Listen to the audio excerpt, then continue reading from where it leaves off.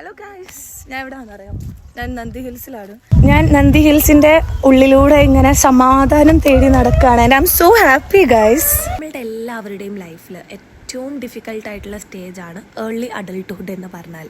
ഒരുപാട് കാലം നമ്മൾ വിശ്വസിച്ച് കൂടെ നിർത്തിയവരുടെ ഫേസസ് ഒക്കെ ഒരു ഫിലിം പോലെ നമ്മളുടെ മുമ്പിൽ ഇങ്ങനെ റിവീൽ ചെയ്യപ്പെടുമ്പോൾ ട്രസ്റ്റും ലവും തമ്മിലൊരു വലിയൊരു വാറ് നടക്കും. അവിടെ നിങ്ങൾ തോറ്റുപോയി കഴിഞ്ഞാൽ നിങ്ങളുടെ ലൈഫിൻ്റെ എൻഡിൽ തിരിഞ്ഞു നോക്കുമ്പോൾ അക്കൗണ്ടിൽ നമുക്കാകെ ബാലൻസ് ആയിട്ട് റിഗ്രറ്റ് മാത്രമേ ഉണ്ടാവുള്ളൂ. അഡോളസൻസ് പീരീഡിൽ ഒരു ക്ലിയർ ഫ്യൂച്ചർ പ്ലാൻ ഉണ്ടായിരുന്ന നമ്മളിൽ പലർക്കും അഡൾട്ട്ഹുഡ് എത്തിയപ്പോഴത്തേനും ഫ്യൂച്ചറിൽ എന്ത് ചെയ്യും എന്ന് ആലോചിച്ചിട്ട് പ്രസൻറ്റ് വേസ്റ്റ് ചെയ്യുന്നവരാണ്. മിച്ച് ആൽബത്തിൻ്റെ ട്യൂസ്ഡേ വിത്ത് മോറി എന്ന് പറയുന്ന ബുക്കിൽ ഒരു ഇൻട്രസ്റ്റിംഗ് ആയ കോട്ടുണ്ട്. Don't let go too soon but don't hang on too long.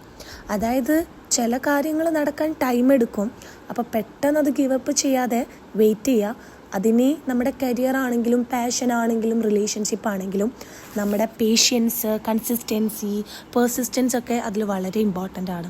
അതുപോലെ തന്നെ ചില കാര്യങ്ങൾ നമ്മളുടെ ഗ്രോത്തിനെ തടസ്സപ്പെടുത്തുന്നുണ്ട്. നമ്മൾ ഒരുപാട് അതിൽ ഹേർട്ടാവുന്നുണ്ടെങ്കിൽ അതിലൊരുപാട് കാലം ഹാങ് ഓൺ ചെയ്യാതെ പുറത്തോട്ട് കടക്കാൻ ശ്രമിക്കുക. ഒരു കാര്യം നമ്മൾ ചെയ്യുമ്പോൾ അതിനെന്തെങ്കിലും ബ്രേക്ക് വീണാൽ അത് ഗിവപ്പ് ചെയ്യുന്നതിലല്ല, തിരിച്ച് ബൗൺസ് ബാക്ക് ചെയ്യുന്നതിലാണ് കാര്യം. ഒരു സ്റ്റെപ്പ് മുൻപോട്ട് വെക്കുമ്പോൾ 2 സ്റ്റെപ്പ് പിന്നിലോട്ട് വീഴും എന്ന് ഉറപ്പിച്ചുകൊണ്ട് മുൻപോട്ട് പോകാനുള്ള ധൈര്യം കാണിക്കുക. എങ്കിൽ at the end of the day നിങ്ങൾ ഭയങ്കര പീസ്ഫുൾ ആൻഡ് ഹാപ്പിയസ്റ്റ് സോൾ ആയിരിക്കും എന്നെപ്പോലെ. ഇമോഷണൽ ബ്രേക്ക് ഔട്ട്സ് ഉണ്ടാകുമ്പോൾ സ്വയം കുറ്റപ്പെടുത്തി നമ്മളുടെ തന്നെ ശത്രുവായി മാറാതിരിക്കുക. So get up guys, chase your dream. Nothing changes if you don't move. And don't forget to protect your peace and happiness. So have a nice day.